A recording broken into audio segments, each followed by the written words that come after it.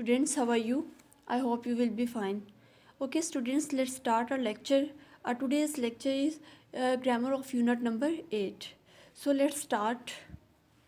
Pronouns. What is pronoun? Pronoun is a part of speech and it is used as the replacement of a noun. यानी हम किसी noun की replacement पे pronoun को use करते हैं. If I say, for example, Ali is a boy and Ali is he is intelligent. So here the word he is used as the replacement of Ali. Ali क्या था? Noun. यानी कि अली एक noun था और उसकी रिप्लेसमेंट में हमने वर्ड ही यूज़ किया जो कि ये शो करता है नाउन के बारे में बता रहे हैं ना, तो उसको हम प्रोनाउन बोलते हैं. प्रोनाउंस का मीनिंग होता है कि नाउन की रिप्लेसमेंट में जिन वर्ड्स को हम यूज़ करते हैं हम प्रोनाउंस बोलते हैं.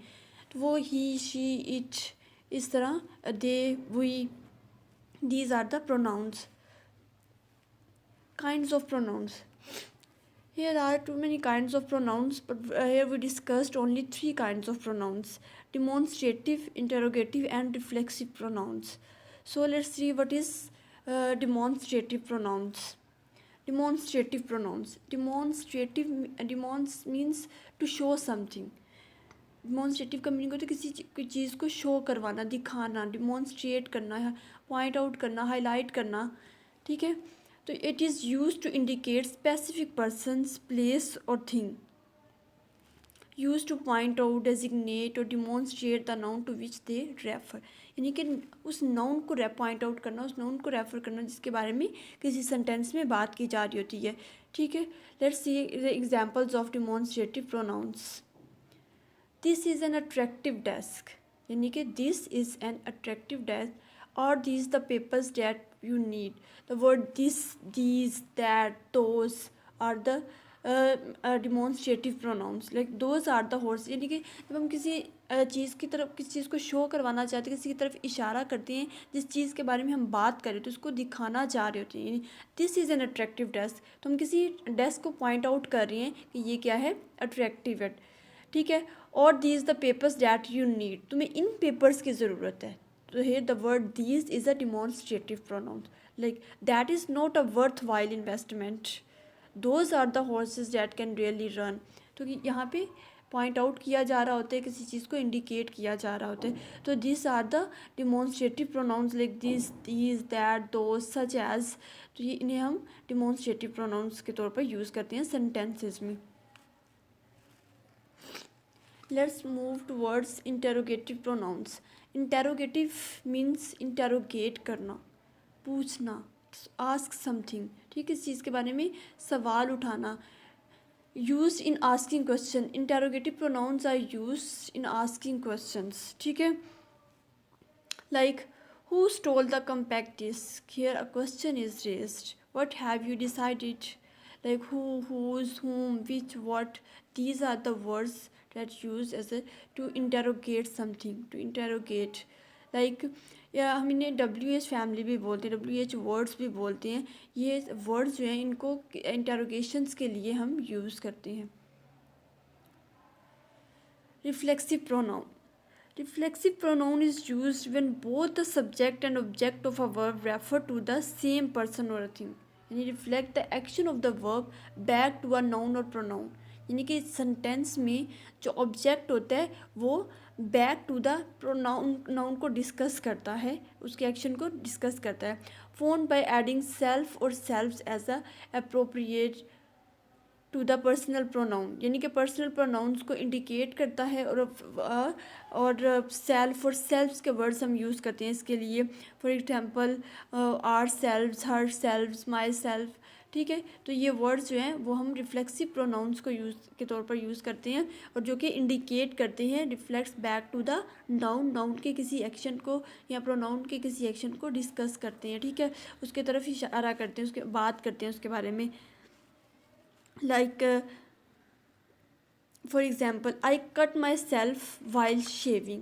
तो यहाँ पे जो वर्ड माई सेल्फ है वो क्या किसकी तरफ इशारा कर रहे हैं, नाउन की तरफ. किसने, I cut my self while shaving, के शेविंग करते हुए मैंने खुद को ही कट कर लिया ना. You are losing your self in your work.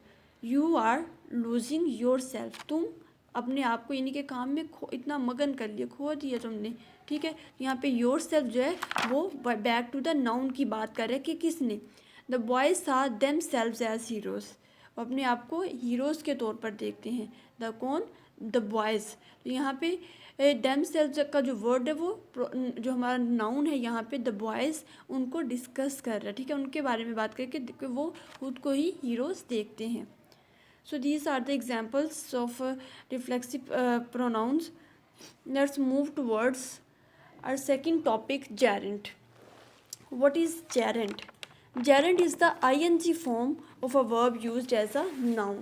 यानी कि gerund क्या है, किसी भी sentence में as a noun वर्क करता है. Gerund is a verb to which ing is added. It's look like a verb but work as a noun. यानी कि इसका as a noun ये work करते हैं. As assertive sentences always start with the subject. As you know, a sentence is based on three words like subject, verb and object. तो subject जो होते हैं, subject can be either a noun or a pronoun. किसी भी sentence में जो subject होता है वो कोई noun और pronoun होता है. तो जब हम किसी भी सब्जेक्ट सेंटेंस में जो सब्जेक्ट एज अ वर्ब जहाँ काम करता है तो उसको हम जेरेंड बोलते हैं, ठीक है। जब कोई वर्ब एज अ नाउन का एक्शन प्ले करता है किसी सेंटेंस में, that is called gerund. For example, form gerund the base form plus I N G उसके साथ आता है. I enjoy learning English. I enjoy learning English यानी कि मैं इंग्लिश सीखना पसंद करता हूँ. To form negative gerunds use not speaking English well is my biggest problem in this country. यानी कि हम not speaking क्या है, एक एक्शन है. तो यहाँ पे हमने speaking को एज अ नाउन सेंटेंस में यूज़ किया है तो it called as a gerund, ये वर्क करता है. gerund position in a sentence. gerund used as a subject of the sentence. मैंने आपको बताया कि जब भी कोई वर्ब एज अ यानी कि सब्जेक्ट के तौर पर काम करता है तो उसको हम gerund बोलते हैं, यानी कि एज अ नाउन वो परफॉर्म करते हैं. तो gerund जो होता है वो as a use as a subject of the sentence. Like travelling might satisfy you. Travelling क्या है, एक वर्ब है, मतलब सफ़र करना. Here travelling is used as a noun. तो travelling might satisfy your desire for new experience. तो यहाँ पे जो travelling as a noun function यानी कि कर रहे काम कर रहे तो हम इसको gerund बोलते हैं. तो हम कह सकते हैं कि gerund use as a subject of the sentence. ये किसी सेंटेंस में हम इसको एज अ सब्जेक्ट यूज़ करते हैं वर्ब प्लस ing की फॉर्म में. gerund used as a object. gerund को एज अ ऑब्जेक्ट भी यूज़ किया जा सकता है, यूज़ करते हैं. They do not appreciate my singing. Singing क्या है, एक वर्ब है यानी गाना, और यहाँ पे सिंगिंग को ऐसा ऑब्जेक्ट यूज़ किया गया है सेंटेंस के लास्ट पे. डू नॉट अप्रिशिएट माई सिंग, वो अप्रिशिएट नहीं करे किस चीज़ को, सिंगिंग को. तो यहाँ पे सिंगिंग क्या है, it work as a object. So we can say that gerund are used as a object. gerund as object of preposition. ये प्रपोजिशन के किसी ऑब्जेक्ट के तौर पर भी काम करता है. For example, he is excited about playing tennis. He is excited about playing यानी कि किसके बारे में वो एक्साइटेड है, अबाउट प्लेइंग टेनिस के बारे में, यानी कि टेनिस खेलने के बारे में वो एक्साइटेड है.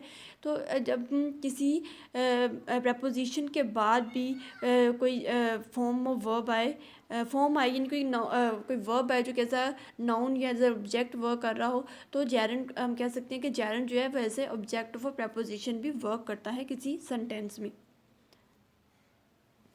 Okay, infinitive and gerund almost same ही, क्योंकि इन्फिनिटिव भी किसी सेंटेंस में as a verb as a noun काम करता है. लेकिन gerund में हम क्या करते हैं कि उसको ing फॉर्म में हम उसको यूज़ करते हैं, किसी भी वर्ब फॉर्म को, वर्ब एक्शन को हम एज अ नाउन उसको प्रेजेंट करते हैं. और infinitive is to plus the simple form of a verb to form infinitive use. Like we can say that infinitive is the two form of the verb.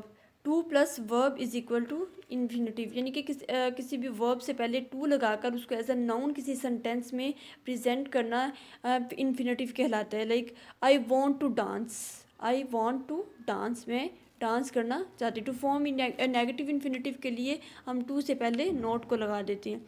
infinitive position in a sentence, infinitive is in the subject position. Subject में as यानी कि as subject position में as a noun जब ये work करती है तो कैसे आएगी? To live in the United State is my dream. To live in the United State, यानी कि हम किसी भी वर्ब से पहले टू लगाकर उसको एज अ सब्जेक्ट का करेक्टर दे के किसी सेंटेंस में यूज़ करती हैं तो that is infinitive. Infinitive of purpose, यानी कि ये किसी सेंटेंस का पर्पस भी यानी शो करने के लिए उसको यूज़ करती है। I came here in order to learn, यानी कि यहाँ पे आने का मकसद क्या है? To learn something, in order to learn. तो यहाँ पे टू लर्न क्या है? Is infinitive of a purpose है। Difference of gerund and infinitive, gerund and infinitive दोनों ही एज अ सब्जेक्ट किसी सेंटेंस में यूज़ होते हैं और नाउन का करेक्टर प्ले करते हैं और दोनों ही यानी कि वर्ब फॉर्म होते हैं। Gerund often follow verbs that indicate that an action is happening और हैज़ हैपन्ड। जेरेंड ऐसे यानी कि किसी एक्शन को शो करता है जो कि इज़ हैपनिंग हो रहा होता है और हैज़ हैपेंड या हो चुका होता है। The action experienced by the verb comes at the same time or after the action expressed by the gerund. Like we enjoy going to concert. We enjoy going to concert. तो यहाँ पे क्या है? यानी कि एक्शन जो है going to concert पे जहाँ यानी हमने उसको इन्जॉय किया, गोइंग टू एक्शन, ठीक है। Next, infinitive often follow verbs that indicates that an action will और कुड हैपन, यानी कि वो होगा या हैपन हो सकती है, यानी कि मे बी, यहाँ पे सम सर्टेनिटी है। The action express by the verb comes before the action express by the infinity, यानी we hope to go to the concert, यानी कि हमें उम्मीद है यहाँ पे या किसी काम को करने की यानी कि सर्टेनिटी है कि मे बी कि वो हो या नहीं हो। We hope to go to the concert. Like there are some examples. The yellow, they allow smoking in this building. They allowed me to smoke in this building, यानी कि फर्स्ट स्टेटमेंट में क्या है? जेरेंड है, they allow smoking in this building. लेकिन second statement में they allowed me to smoke, जब हमने उसमें इन्फिनेटिव यूज़ किया है तो वो क्या है कि infinitive statement in this building. I like cooking, I like cooking, यहाँ पे क्या है? कुकिंग एक एक्शन है, उसको एज अ ऑब्जेक्ट यानी कि यहाँ पे वर्क कर रहा है तो इसको क्या है? जेरेंड स्टेटमेंट है। I like to cook it, ये क्या है? एक इन्फिनेटिव स्टेटमेंट है। She started losing weight. She started losing weight and she started to lose weight. These are the examples of infinitive and gerund, and how can you differentiate with from a gerund and a infinitive. So this is the lecture about your grammar portion. In your textbook there are some examples according to you, these grammars. You have to identify the kinds of pronouns, like what is demonstrate. You have to identify demonstrative, reflexive and interrogative pronouns, or also that you have to differentiate between gerund and infinitive. What is gerund and what is infinitive? So this is your assignment. Find out the word from your textbooks and identify what are they, those words, like those are which type of kinds of pronouns, like you can say that we have to differentiate, like what is demonstrative pronouns, reflexive pronouns, and note down on your notebook. Thank you so much. Allah Hafiz.